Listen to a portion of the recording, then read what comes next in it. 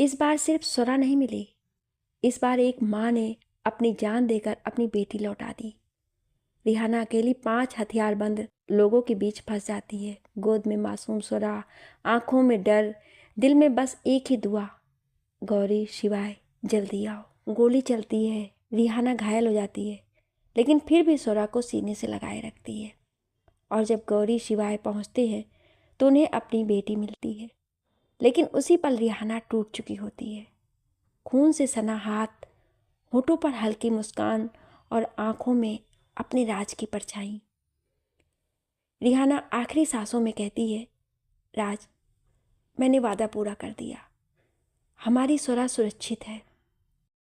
फिर गौरी शिवाय का हाथ पकड़कर सुरा का हाथ उनके हाथों में रख देती है। एक माँ अपनी बच्ची सौंप कर चली जाती है। उसकी आखिरी फरियाद, मेरी बेटी को कभी खुद से दूर मत करना। और अगले ही पल रिहाना हमेशा के लिए खामोश हो जाती है। ये सिर्फ मौत नहीं थी, ये एक माँ का बलिदान था। ये प्यार की सबसे ऊंची कुर्बानी थी। लक्ष्य कम से कम 5 मिनट तक उसमें लगा रहा और आखिर में साड़ी उसके हाथ में थी। लक्ष्य साड़ी बेड पर रखा और ड्रेसिंग के पास जाकर रबर बैंड लिया और किंजल के पास आकर उसके बाल बांधने लगा। किंजल चुपचाप मिरर में ही उसे देख रही थी। लक्ष्य जब उसकी डोरी को देखा तो उसे मिरर में देखा जो उसे ही देख रही थी। तो लक्ष्य आईब्रो उठाया कि क्या, तो किंजल नामे से हिलाई और नजरें नीचे कर ली। लक्ष्य उसकी डोरी को बांध दिया तो किंजल ने कसकर आंखें मीच ली। फिर लक्ष्य साड़ी लेकर घुटनों पर बैठ गया और उसने साड़ी का छोर उसके हाथ में दिया तो किंजल ने उसे साय में टांक लिया। लक्ष्य उसकी कमर पर साड़ी लपेटा और उसके आंचल को कंधे पर रख वो उसकी साड़ी के प्लेट्स बनाया और प्लेट्स उसके हाथ में दे दिया। उसे वहीं ज्वेलरी बॉक्स के साथ सेफ्टी पिन मिल गई। वो उसके पल्ले की प्लेट्स को उसके कंधे पर रख सेट करने लगा और जो प्लेट साय में थी वहाँ किंजल ने पिन लगा ली। लक्ष्य ने उसके पल्ले पर पिन लगा दिया और उसके आंचल के पास ही प्लेट्स को एक सा करने लगा। वो ये सब मानो यूं कर रहा था जैसे ट्रेनिंग ले रखी हो साड़ी पहनाने की। हालांकि लक्ष्य का पूरा ध्यान उसे साड़ी पहनाने पर था, लेकिन किंजल नजरें बार बार उसे ही निहार रही थी। किंजल उसको ये सब करते हुए बस देखे जा रही थी। वो नजरें नीचे झुकाती और फिर देखती, फिर नजरें नीचे झुकाती, फिर उसे देखती। उसके शरीर में अजीब सी गुदगुदी हो रही थी। जब जब लक्ष्य के हाथ उसके बदन को छू रहे थे तो एक अलग सी झुरझुरी उसके शरीर में दौड़ रही थी। एक अलग तरंग उसके मन में उठ रही थी। ऐसा नहीं था कि लक्ष्य को कुछ फील नहीं हो रहा था, बस उसका खुद पर पूरा भरपूर कंट्रोल था। लक्ष्य उसको ड्रेसिंग टेबल के सामने बिठाया और हेयर ड्रायर लेकर उसके बाल सुखाने लगा। किंजल बस उसे देखती रही। लक्ष्य उसके बालों को सुखाने के बाद उसके बालों को पीछे किया और सामने रखी मेकअप किट हाथ में उठा लिया तो किंजल उसे एकदम से देखी और सोची, क्या वो अब उसका मेकअप भी करेगा? बिल्कुल भाई, ऐसा ही था। लक्ष्य उसे बिना देखे उसके चेहरे पर मॉइस्चराइजर लगाया और फिर हल्का सा फाउंडेशन लगाते हुए बोला, ज़्यादा सोचो मत, मैंने इतना कर दिया है तो ये भी इसलिए कर रहा हूँ ताकि तुम और टाइम ना वेस्ट कर दो। अगले पल लक्ष्य उसकी आंखों में काजल लगाने लगा, वो भी बहुत ध्यान से, पूरे फोकस के साथ, जैसे कोई पेंटर या आर्टिस्ट अपनी आर्ट को बनाते वक्त उस पर फोकस करता है, ठीक वैसे। आखिरकार उसने किंजल की आंखों को देखा जो अब और ज़्यादा निखर चुकी थी। लक्ष्य उसकी साड़ी को एक नज़र देखा और उसके मैच के अपोजिट एक अच्छे से सेट की लिपस्टिक उठा लिया। उसने लिपस्टिक लगाने के लिए जैसे ही किंजल के होठों पर सेट को रखा ही कि उसकी नज़र किंजल के होठों पर ठहर गई और मिस्टर लक्ष्य राठौर, जो इतने वक्त से खुद को संभाले हुए थे, उनके जज्बात अब जवाब देने लगे। बाकी किंजल की नज़रें तो इतने वक्त से उस पर ही थी। तभी किंजल उससे बोली, क्या अब स्लो मोशन क्रिएट नहीं हो रहा पतिदेव? ये सुन लक्ष्य होश में आया और हिचकिचाते हुए बोला, जस्ट शट अप। कहकर वो इसे लिपस्टिक लगाने लगा, लेकिन किंजल के सुर्ख होठों पर वो अपनी नज़रों को बार बार ठहरने से रोकता, साथ ही अपनी ऊपर नीचे होती हार्ट बीट भी वो महसूस कर रहा था। और ये क्यों हो रहा वो समझने की कोशिश भी नहीं कर रहा था कि किंजल के होठ फिर उसका ध्यान खींच लेते। खैर, वो जल्दी से लिपस्टिक लगाकर सेट को ड्रेसिंग पर रखा और एक गहरी सांस लेकर खुद को रिलैक्स किया। वो किंजल को देखा जो उसे ही देख रही थी। वो नज़रअंदाज किया और बिंदी के पैकेट को हाथ में उठाया और किंजल को ज़्यादा न देखते हुए लक्ष्य ने उसके माथे पर एक छोटी सी बिंदी लगा दी। देन वो उसके बालों को सेट करने लगा। किंजल बस उसे ही देखे जा रही थी कि लक्ष्य उसे देखा और बोला, बस करो, मुझे नज़र लगाना। किंजल होश में आकर, तुम्हें नज़र कौन लगा रहा है? ये बताओ कि साड़ी पहनाना और इतना अच्छा मेकअप करना कैसे आता है? तुम आम खाओ ना, गुठलियाँ क्यों गिन रही हो? कहकर वो उसके बाल सेट कर उसे पूरी तरह से मिरर में देखा और बोला, परफेक्ट। फिर उसके पीछे आकर उसके कंधे पर हाथ रख बोला, वैसे अगर तुम चाहो तो और ग्लो अप दे सकती हो, लेकिन मेरे हिसाब से इतना ही ज़्यादा वेस्ट है। कहकर वो किंजल के चेहरे के फीचर्स देखने लगा जो साफ बता रहे थे उसे इससे ज़्यादा की ज़रूरत नहीं है, क्योंकि वो नेचुरली ही सुंदर थी। और यही देखते हुए लक्ष्य ने उसका लाइट मेकअप किया था। तुम जब इतने यकीन से कह रहे हो तो वाकई इतना ही काफ़ी है, किंजल ने लक्ष्य को मिरर में देखते हुए कहा, जबकि लक्ष्य को लग रहा था कि वो खुद को देख रही है। लक्ष्य उसके कान के नज़दीक आया और उसने कहा, ये सच है, इसलिए ही यकीन से कह रहा हूँ, तुम्हें वाकई मेकअप की ज़रूरत नहीं है। कहकर वो अपने वाइब्रेट कर रहे फ़ोन को देखा और फ़ोन उठाकर बालकनी में चला गया। वहीं किंजल खड़ी होकर मिरर में खुद को देखी तो बस देखती रह गई। लक्ष्य के जाने के बाद अब जाकर उसने खुद को देखा जो था। हाय, कितनी सुंदर लग रही हूँ मैं, कहकर वो मन ही मन अपनी तारीफ कर रही थी। बेबी पिंक कलर की साड़ी, हाथों में रेड कांच की चूड़ियाँ, खुले बाल, आंखों में काजल और होठों पर हल्की सी लिपस्टिक के साथ सिंपल लुक में ही वो काफ़ी प्यारी लग रही थी। खुद को देखते हुए उसे लक्ष्य के कहे शब्द याद आए, ये सच है, इसलिए यकीन से कह रहा हूँ, तुम्हें वाकई मेकअप की ज़रूरत नहीं। ये सोचकर ही किंजल के गालों पर एक शर्म की लाली बिखर गई। लक्ष्य कमरे में आया तो मिरर के सामने शर्मो हया से खिले किंजल के चेहरे को देखते हुए ना जाने क्यों उसके होठों पर मुस्कान आ गई जो वो खुद नहीं जानता था। किंजल ने मिरर में अचानक लक्ष्य को देखा तो वो सीधी खड़ी हो गई। उसके कुछ बोलने से पहले ही लक्ष्य बोला, चले? किंजल उसे मुस्कुराकर देख सर हिलाकर हाँ चलो। अचानक लक्ष्य आगे बढ़ा और उसके हाथ को पकड़कर अपनी तरफ खींचा तो किंजल हैरानी से चेहरे के साथ सीधा लक्ष्य के सीने से जा लगी और फिर हिप्नोटाइज होकर उसकी आंखों में देखने लगी। पर लक्ष्य पूरे में नज़र घुमाने लगा। तभी लक्ष्य की नज़र उन सामानों पर गई जो गौरी ने भेजे थे। वो जाकर उसमें से एक डिब्बी उठाया और उस डिब्बी को लेकर वो किंजल के सामने आया तो किंजल ने देखा वो गोल्डन कलर की सुंदर सी डिब्बी थी। लक्ष्य उसके सामने आकर सिंदूर की डिब्बी उसकी तरफ बढ़ाया तो किंजल ने कहा, ये क्या है? वो उस डिब्बी को देखकर पूछी तो लक्ष्य उसका मुंह ताकने लगा कि वो नाटक तो नहीं कर रही, मगर वो सच में अनजान थी। ये देखकर वो डिब्बी को खोला। सिंदूर? अच्छा, तो ये सिंदूर रखने के काम आता है, लेकिन तुम ये मुझे क्यों दे रहे हो? वो बोली, बट मैडम के दिमाग में ये नहीं आया कि उसे लगाने के लिए बोल रहा होगा। लक्ष्य उसके बचपने वाली हरकतें और बातों को सुनकर आंखों को रोल किया और फिर नाम में सर हिलाकर एक चुटकी सिंदूर लेकर उसकी मांग में भर दिया और डिब्बी ड्रेसिंग पर रखकर कमरे से चला गया। उसके ऐसा करने और उसके जाने के बाद किंजल अपने माथे पर हाथ रखी और खुद को मिरर में देखी और फिर अपने होठ घुमाते हुए बोली, अच्छा, तो वो मुझे लगाने के लिए बोल रहा था, लेकिन मुंह से नहीं बोल सकता था। वो कमरे से निकलकर हॉल में आई जहाँ सभी लोग बैठे थे और जब सबने उसे देखा तो वो सबको अच्छी लग रही थी और सब उसे देखने लगे, बस एक लक्ष्य को छोड़कर, क्योंकि वो अपने फोन में लगा था।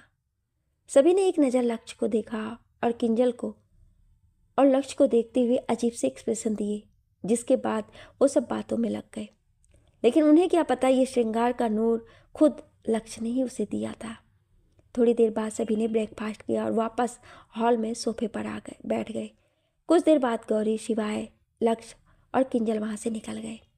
सारांश भी उनके साथ गया क्योंकि वो चाहता था कि उसके मम्मा पापा उसे स्कूल छोड़ें। वो सभी कार में बैठकर निकल गए। इस वक्त उनकी गाड़ी रेगिस्तान इलाके से होते हुए जा रही थी। शिवाय ड्राइविंग कर रहा था। गौरी उसके बगल में सारांश को गोद में लिए थी और लक्ष्य, किंजल पीछे बैठे थे। वो लोग आगे बढ़ ही रहे थे कि तभी वहाँ धमाके की आवाज़ आई। शिवाय ने एकदम ब्रेक लगाया और गौरी को देखा जो उसे देख रही थी। सबने सामने देखा तो 2 जीप में से कई आदमी उतरे और उनके हाथ में कुछ हथियार भी थे। अगले पल शिवाय कार से बाहर निकलकर उन सभी को देख बोला, आप लोग कौन हैं और हमारा रास्ता क्यों रोका है? हम सब थारे मौत से छोड़े। ये सुन शिवाय ने अपनी आंखें छोटी कर उन सभी को एक नज़र घूर कर देखने लगा। तभी एक और आदमी गाड़ी से उतरा और अपने कुछ आदमियों को जाने का इशारा किया और कुछ पल बाद सबके हथियार छूट गए शिवाय की मार से। कार में गौरी सारांश को किंजल की गोद में दे दी और लक्ष्य को देखकर बोली, यहाँ एक्शन फिल्म चल रही है जो बैठकर मजे ले रहे हो? लक्ष्य आराम से बैठते हुए, क्यों, तुम्हारे शिवाय जी बहुत ज़्यादा औसम नहीं है क्या? वो 10-20 मामूली से गुंडे संभाल नहीं सकते? गौरी अपनी गन निकाली और उसे लोड करते हुए लक्ष्य को देख दांत पीस कर बोली, अगर तुम किंजल के पति नहीं होते ना तो हम तुम्हें गोली मारने में जरा भी नहीं सोचते। कहकर वो कार से उतर गई। बाहर शिवाय निहत्थे ही सबसे लड़ रहा था। कुछ को मारकर एक की कतार उसके हाथ में आ गई और फिर वहां सबका खून ही खून बह गया। गौरी आंखें फाड़ फाड़ कर उसे देख रही थी। शायद वो पहली बार शिवाय को लड़ते देख रही थी, वो भी इतने भयानक रूप में। वहीं कार में लक्ष्य के मना करने पर सारांश उसे घूर कर देखने लगा तो लक्ष्य उसके गाल पर चुटकी लेते हुए उससे बोला, तुम्हारे बाप आपके पापा को मेरी ज़रूरत नहीं है, वो खुद अकेले ही काफ़ी हैं। कहकर वो इशारा किया तो सारांश वहाँ देखने लगा। वहीं किंजल सीटी बजाते हुए बोली, वाओ, ये शिवाय तो कितने आश्रम हैं और मस्त लड़ रहे हैं। बाय गॉड, आप समझ आया कि निधि इन पर क्यों मर रही थी। आखिर ऐसा बंदा तो सबको चाहिए। उसका कमेंट सुनकर आज लक्ष्य का चेहरा बिल्कुल वैसा हो गया जैसा शिवाय का होता था जब जब गौरी लक्ष्य की तारीफ करती थी। यहाँ शिवाय को यूं सबको मारता देखकर उनका आदमी अपनी गन निकालकर शिवाय पर तान दिया। शिवाय पूरी तरह से उन सबको मारने में बिजी था। उसे कुछ खरोंचें भी आई थी। उसे जरा भी इस बात का अंदाजा नहीं था कि कोई उस पर गन ताने हैं। वो अभी एक आदमी के सीने पर तलवार उतारा ही था कि वहां गोली चलने की आवाज गूंज उठी। चारों तरफ सन्नाटा छा गया। गोली की आवाज सभी को एकदम सुन्न कर गई। सभी ने नजरें घुमाकर देखा जहां गौरी अपनी गन सामने किए खड़ी थी और गोली उस आदमी को लगी जो शिवाय पर गन पॉइंट किए खड़ा था। अगले पल वो आदमी अपनी बाजू पर हाथ रखे कराहते हुए जमीन पर गिर जाता है। वहीं शिवाय को सही सलामत देख सारांश और किंजल राहत की सांस लेते हैं। लक्ष्य ने कुछ रिएक्ट नहीं किया, बट एक पल हैरान वो भी हो गया था। वहीं अपने आदमी को ऐसे देख वो आदमी और प्रेशर के साथ लड़ने लगते हैं। इस बार गौरी भी शिवाय के साथ उन्हें पीटने लगती है और वो शिवाय से ज़्यादा तेज थी। अगले पल कुछ आदमी जमीन पर पड़े दिखते हैं और कुछ से वो दोनों लड़ रहे थे। फाइटिंग करते हुए भी शिवाय गौरी एक एक नज़र एक दूसरे को देख रहे थे कि वो ठीक से है ना। गौरी लड़ते हुए लक्ष्य को इशारा करती तो लक्ष्य समझ जाता है और हल्के से ड्राइविंग सीट पर आकर कार स्टार्ट कर देता है। उसे जाना तो नहीं था, बट गौरी के कहने पर वो मान गया क्योंकि साथ में किंजल और सारांश भी थे। लक्ष्य कार स्टार्ट कर बिना किसी को पता चले वहाँ से निकल जाता है। वो दोनों सारांश को स्कूल छोड़ते हुए ओबेराय हाउस के लिए निकल जाते हैं। इधर शिवाय गौरी उन सभी को पीट कर आगे के रास्ते जाते हैं जहाँ गौरी के फ़ोन पर रिहाना का मैसेज आया और वो दोनों रिहाना की लोकेशन पर चले जाते हैं। इधर गेस्ट रूम में किंजल परेशानी से रूम में बैठी थी और लक्ष्य उसके सामने बैठा उसे देख रहा था। किंजल की नज़र लक्ष्य पर गई और बोली, वो लोग वो सब। लक्ष्य काउच पर से उठकर उसके पास आया। और उसके सामने बैठ उसके गाल पर हाथ रख बोला, डोंट वरी, तुम उनकी चिंता मत करो, प्रॉब्लम्स का सॉल्यूशन निकालने वाले हैं वो दोनों, सो तुम चिंता मत करो और चुपचाप सो जाओ। किंजल उसे देखने लगी और उसका टच तो उसे अंदर तक छू गया, न जाने क्यों। वो बस उसकी आंखों में देखती रही और लक्ष्य कोई रिस्पांस न मिलने पर उसके दूसरे गाल पर हाथ रख उसका चेहरा पकड़, किंजल, तुमने सुना मैंने क्या कहा? किंजल होश में आकर, हाँ क्या? लक्ष्य, सो जाओ। किंजल बच्चों जैसे नामे सर हिलाकर, नहीं, मुझे नहीं सोना। लक्ष्य कुछ पल उसे घूर कर देखा और खड़ा हो गया। किंजल सर उठाकर उसे देखने लगी और बोली, देखो, मुझे नहीं सोना है, मुझे नींद कि तभी लक्ष्य उसे गोद में उठा लिया और किंजल हैरानी से तेज धड़कते हुए दिल के साथ उसे देखने लगी। लक्ष्य उसे आंखें छोटी कर देख, नहीं सोगी? किंजल नामे सर हिला दी। लक्ष्य, अपने पति की बात नहीं मानोगी? किंजल फिर नामे सर हिलाई कि फिर नजरें नीचे कर ली और हल्का सा हाँ में सर हिला दिया। लक्ष्य, तो चुपचाप सो जाओ। किंजल, बट मुझे, कहकर चुप हो गई क्योंकि लक्ष्य उसे और कसकर गोद में थाम लिया और बेड की तरफ बढ़ गया। भले लक्ष्य के कदम बढ़ रहे थे और लेकिन उससे बढ़ रही थी किंजल की धड़कनें। उसकी सांसें मानो अटक गई थी। उसने कसकर आंखें मीच कर लक्ष्य को पकड़ लिया और उसके सीने में सर छुपा लिया। लक्ष्य जो नॉर्मल था, पर किंजल इस तरह करीब आने से एकदम उसके कदम रुक गए। वो एक नज़र किंजल को देखा और अगले पल आगे बढ़ गया। किंजल की इरिटेटिंग हरकतें उसे तंग करती थी, इसलिए वो उसे सुलाना ही बेहतर समझा। वो आकर उसे बेड पर लिटा दिया और उठने लगा, पर किंजल अभी भी उसी पोजीशन में थी। वो उसके सीने में चेहरा छुपाए उसे कस के पकड़ी थी। लक्ष्य उसके हाथ नीचे किया और किंजल उसे देखने लगी कि तभी वो हुआ जो उसने एक्सेप्ट नहीं किया था। लक्ष्य आकर उसके बगल में लेटा और उसे कंबल उड़ाकर लाइट बंद कर उसका सर कस के अपने सीने से लगा लिया। वहीं किंजल को तो जैसे हार्ट अटैक आते आते बचा। वो चुप रही। किंजल दोबारा उस पर झपट्टा न मारे इसलिए लक्ष्य ने ऐसा किया। वो किंजल के सर को सहलाते हुए स्ट्रिक्टली बोला, मुझे तुम्हारी नौटंकी नहीं देखनी, इसलिए अपनी आंखें बंद करो और सो जाओ। किंजल के मुंह से तो आवाज़ ही नहीं निकली और उसने उसका कहना मानना ही बेहतर समझा और आंखें बंद कर ली। फिर उसे पता ही नहीं चला कि वो कब उसकी बाहों में आराम से सो गई। लक्ष्य को जब फील हुआ कि वो सो गई है तो वो किंजल के चेहरे को देखा। वो उसके चेहरे पर आए बाल को कान के पीछे करते हुए उसकी नींद की मासूमियत से उभरे चेहरे को देखने लगा। वो क्या कर रहा है, क्या सोच रहा है, इस एहसास से वो बिल्कुल अनजान था। वो काफ़ी देर तक उसके चेहरे में खोया रहा और अगले पल उसके माथे से अपना सर लगाकर सो गया। दूसरी तरफ गौरी सिवाय एक खंडहर नुमा जैसी जगह पर आए। वो एक दूसरे को देखे और दोनों हाथ पकड़ आगे बढ़ गए। कुछ देर बाद वो उस खंडहर जगह के पीछे आए जहाँ एक फार्म हाउस था। वो दोनों कुछ देर फार्म हाउस को देखे और अपनी गन छुपाते हुए उसे अपने पीछे रख लिए। वो दोनों जल्दी से उस फार्म हाउस के अंदर आए और चारों तरफ देखने लगे कि तभी गौरी रिहाना को आवाज़ देने लगी। ऊपर कमरे में रिहाना नम आंखों से घुटने पर बैठी थी और उसके सामने एक बच्ची थी जो बहुत ही प्यारी थी। उसके चेहरे की छवि राज के जैसी और आंखें रिहाना की तरह बुरी थी। उसने एक हाफ स्लीव टी शर्ट के ऊपर शॉर्ट ब्लैक कलर की डंगरी पहनी थी। बालों की चोटी में काफ़ी प्यारी लग रही थी। वो करीब 7-8 साल की होगी। वो नीचे से आती आवाज़ों को सुन वो बोली, रिहू, कौन है जो आपको बुला रहा है? फिर आवाज़ गौर से सुन, रिहू, ये तो माँ।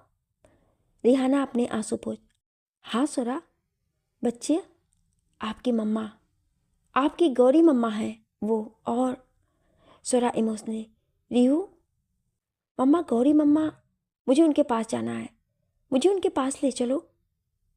रिहाना, हाँ बेटा ज़रूर, बस आप अभी रुको, यहीं रुको, तब तक रिहू अभी आती है। हाँ, कहकर वो उठ के कमरे में बैठी कि कुछ आदमियों को देखने लगी। वहीं स्वरा कुछ नहीं बोली और मासूमियत से देखती रही। रिहाना को थोड़ा बुरा भी लगा क्योंकि वो भी उसके मुंह से मम्मा सुनने के लिए तरसी थी, पर अब वो कुछ नहीं कर सकती थी। स्वरा उसके सामने ठीक थी, उसे और कुछ नहीं चाहिए था। वहीं रिहाना पलटकर एक आदमी को देखी जो दरवाजे पर था और बोली, मैं जा रही हूँ, बट मेरी बच्ची के साथ अगर कुछ गलत हुआ ना तो मुझसे बुरा और कोई नहीं होगा, समझे? कहकर वो पलट के एक नज़र स्वरा को देखी और चली गई। गौरी शिवाय चारों तरफ देखते हुए आगे की ओर बढ़े कि तभी रिहाना नीचे आ गई।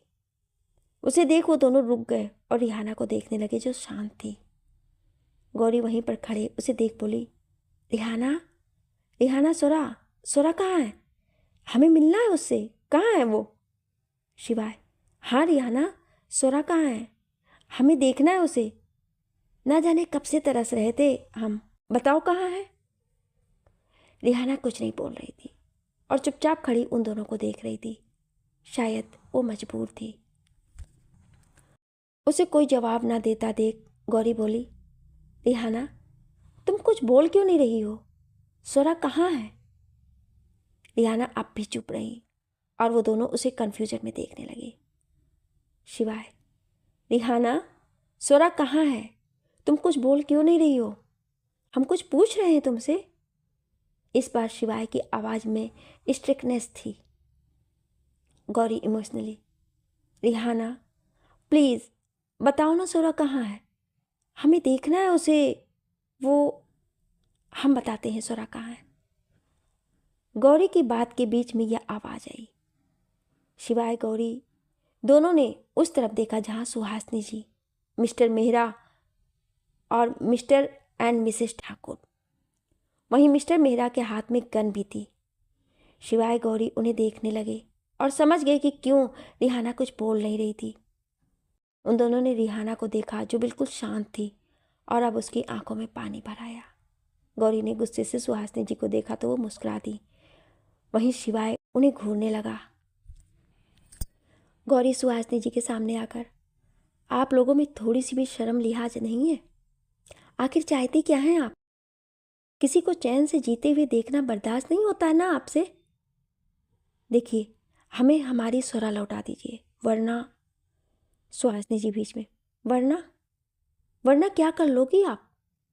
हाँ, क्या कर लेंगी? गौरी गुस्से से, हम जो करेंगे ना तो बर्दाश्त नहीं कर पाएंगी आप। सुहासिनी जी हंसकर, कर लीजिए, कर लीजिए, आज आप जो कर सकती हैं, पर सुरा तो आपको कभी नहीं मिलेगी। तभी शिवाय आकर जोर से, जरूर मिलेगी, क्योंकि बेटी है वो हमारी और हमें हमारी बेटी से कोई अलग नहीं कर सकता। ताई जी, हाँ, वही बेटी है जिसके लिए तुम दोनों अलग हुए थे ना। ये सुन गौरी शिवाय ने उन्हें घूर कर देखा। वहीं ये सब बातें कर ही रहे थे कि रिहाना चुपचाप ऊपर चली गई। अगले पल वहां पर शायरन की आवाज़ आई। ये देख सुहासिनी जी के साथ के और ऊपर कमरे के लोग हड़बड़ा गए। सुहासिनी जी ने घूर कर शिवाय और गौरी को देखा तो वो मुस्कुरा दिए।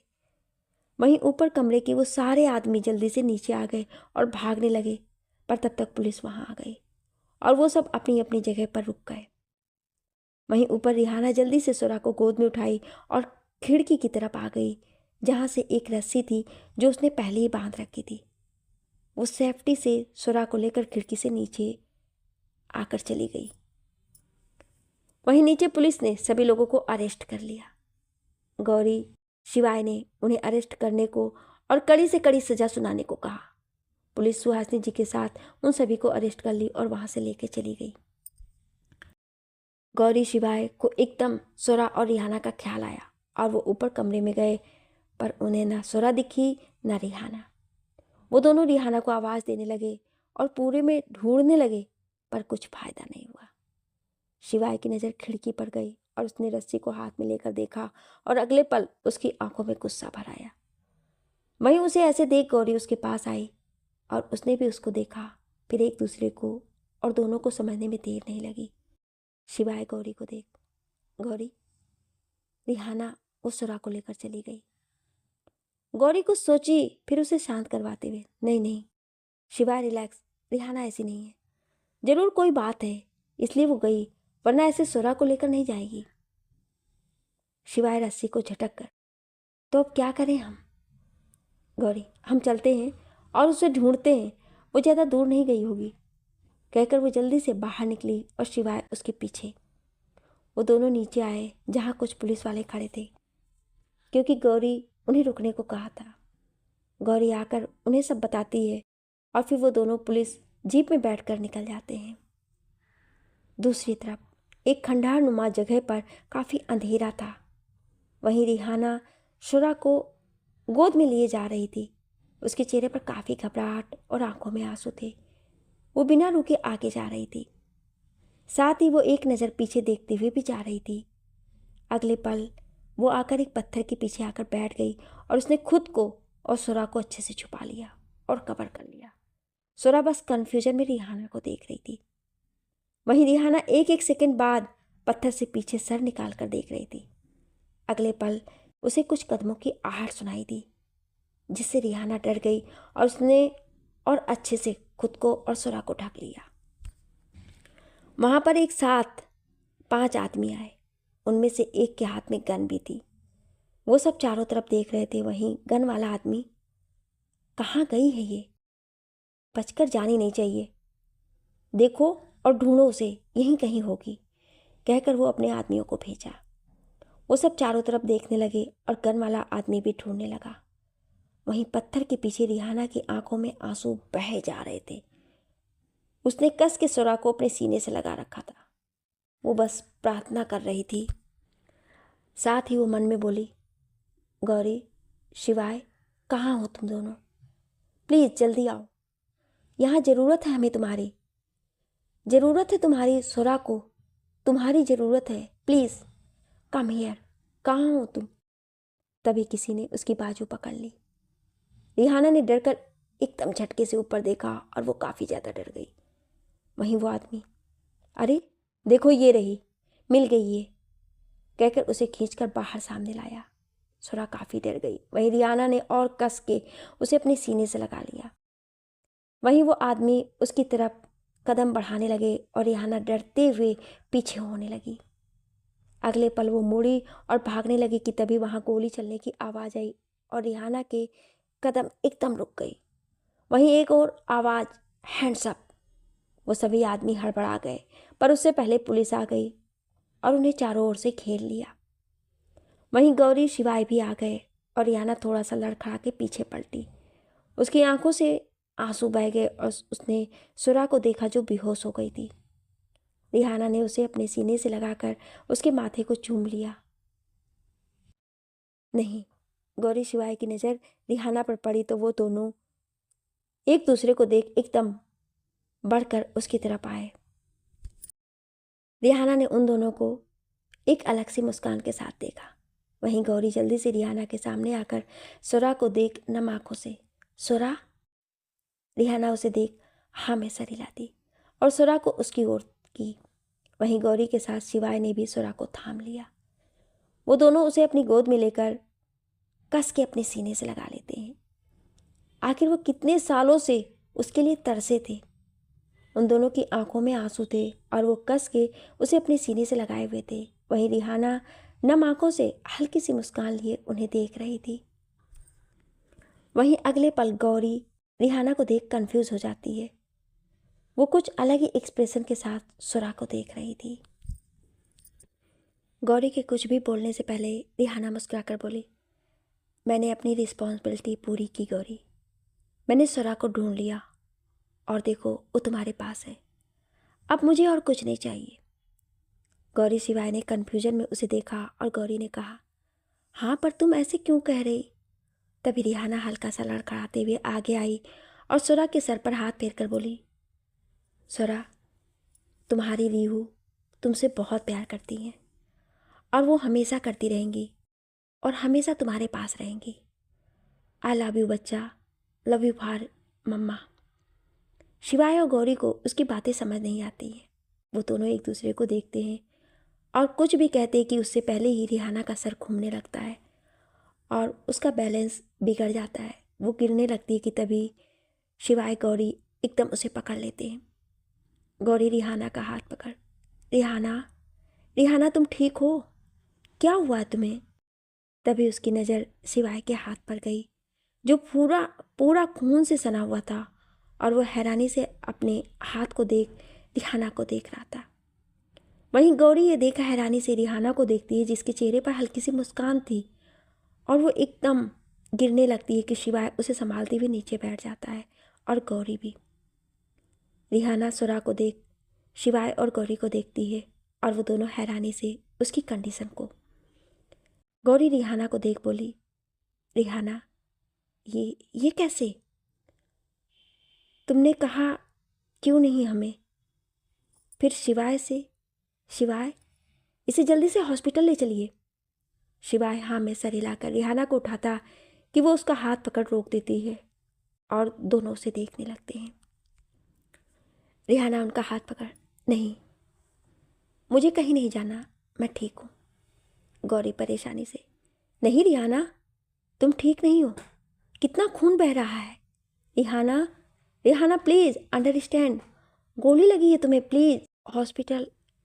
रिहाना मुस्कुराकर बीच में, नहीं गौरी प्लीज़ यू अंडरस्टैंड, मुझे नहीं जाना है और अब सुरा पास है तो मुझे और कुछ नहीं चाहिए, मैं अब और कुछ नहीं चाहती।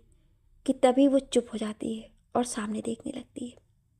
रिहाना की आंखों में आंसू आ जाते हैं और होठों पर मुस्कान, क्योंकि उसे कुछ रोशनी के बीच में राज दिख रहा था जो उसे देख रहा था। रिहाना उसे देख इमोशनल होकर सुरा को एक नज़र देख सामने देख बोली, राज तुम आ गए? देखो मैंने अपना वादा पूरा किया, तुम्हारी सुरा को, हमारी सुरा को कुछ नहीं होने दिया।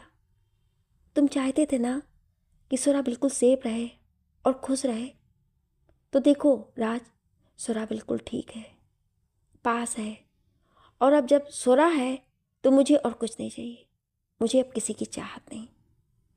रिहाना की बातें सुन गौरी और शिवाय की आंखें में भी नमी उतर आती है। साथ ही वो चारों ओर देखते हैं पर कुछ दिखता नहीं कि तभी उनकी नज़र रिहाना की आंखों में जाती है जहाँ उन्हें राज दिख रहा था, उसकी छवि दिख रही थी। ये देख शिवाय और ज़्यादा इमोशनल हो जाता है और गौरी भी। वहीं रिहाना नम आंखों से सामने देखते हुए बोली, मैं अब कुछ नहीं चाहती, बस मुझे और कुछ नहीं चाहिए, मैं बस तुम्हें चाहती हूँ, बस तुम्हारे पास आना चाहती हूँ। कहकर वो शिवाय और गौरी को देखती है जो उसे ही देख रहे थे। वो उनसे बोली, आई एम सॉरी, मुझे माफ़ करना, पर अब मुझे जाना होगा, मैं अब और कुछ चाहती नहीं। गौरी तुम बहुत अच्छी हो, तुम्हारी वजह से मैंने सुरा के साथ कुछ पल बिता लिए, शायद आखिरी पल बिता लिए। गौरी, नहीं रिहाना प्लीज़ ऐसा मत कहो। रिहाना कुछ नहीं बोली और शिवाय को देख कहने लगी, शिवाय मुझे माफ़ करना, अगर मैंने कभी भी कोई गलत हरकत की हो या तुमसे ऐसे ही अट्रैक्शन बढ़ाई हो तो बस मेरी मजबूरी थी, तुम जानते हो, आई एम सॉरी। शिवाय कुछ नहीं बोला, बस नामे सर हिला दिया। अगले पल रिहाना सुरा को देखी जो गौरी की गोद में थी। वो उसे कुछ देर देखती रही और फिर शिवाय गौरी को देख अपना हाथ आगे कर दी और उन्हें देखने लगी जैसे उनका हाथ मांग रही हो। गौरी शिवाय ने एक दूसरे को देखा और रिहाना के हाथ पर अपना हाथ रख दिया। रिहाना उन दोनों का हाथ पकड़ दूसरे हाथ से सुरा का हाथ उन दोनों के हाथ के ऊपर रख दी और उन तीनों के हाथ को कसकर थाम लिया। गौरी और शिवाय को देखा, बोली, मुझे ये कहने की बिल्कुल भी ज़रूरत नहीं है, मैं जानती हूँ कि तुम दोनों सुरा से कितना प्यार करते हो, मुझसे भी ज़्यादा करते हो, पर फिर भी माँ हूँ ना, उसके नाते कहूँगी कि इसे हमेशा खुश रखना और कभी खुद से दूर मत करना। प्लीज़ मेरी बच्ची का ख्याल रखना। मुझे बिल्कुल भी गम नहीं है कि मैं उससे दूर जा रही हूँ, बल्कि मैं खुश हूँ कि मेरी बच्ची सही सलामत है और सुरक्षित हाथों में है। प्लीज़ इसे खुश रखना, सुरा का ख्याल रखना। उसकी बातें सुन गौरी की आंखों में आंसू आ जाते हैं और वो अपनी नज़रें नीचे कर लेती है। वहीं शिवाय जो खामोशी से उसकी बातें सुन रहा था, उसके आखिरी शब्दों को सुन उसे वो पल याद आ गया जब आखिरी वक्त वो राज के साथ था और राज ने जाते हुए उससे यही शब्द कहे थे। वो दोनों मुंह से अब आवाज़ नहीं निकल रही थी, दोनों की नज़रें नीची थी और आंखों से आंसू बह रहे थे कि तभी रिहाना का हाथ उन दोनों के हाथ से छूट जाता है और वो एकदम उसे देखते हैं। वो रिहाना के चेहरे को देखते जिस पर उसकी आंखें बिना पलक झपकाए खुली हुई थी, यानी कि वो जा चुकी थी। वहीं गौरी कसकर अपनी आंखें बंद कर लेती है और उसके आंसू बह जाते हैं। वहीं शिवाय कपकपाते हाथों से रिहाना की आंखों पर हाथ रख उन्हें बंद कर देता है। गौरी रिहाना के चेहरे को देखती है जिस पर अलग ही मुस्कान का नूर था। वो सुरा को एक नज़र देख रिहाना के सर पर हाथ फेरती है। वहीं शिवाय रिहाना का हाथ पकड़ बोला, रिहाना, तुमने अपनी लाइफ में बहुत कुछ देखा है, हमारी तरह तुमने भी बहुत दर्द सहा है। हम वादा करते हैं कि तुम्हारी बात का हम दोनों मरते दम तक ख्याल रखेंगे, सुरा को हमेशा खुश रखेंगे।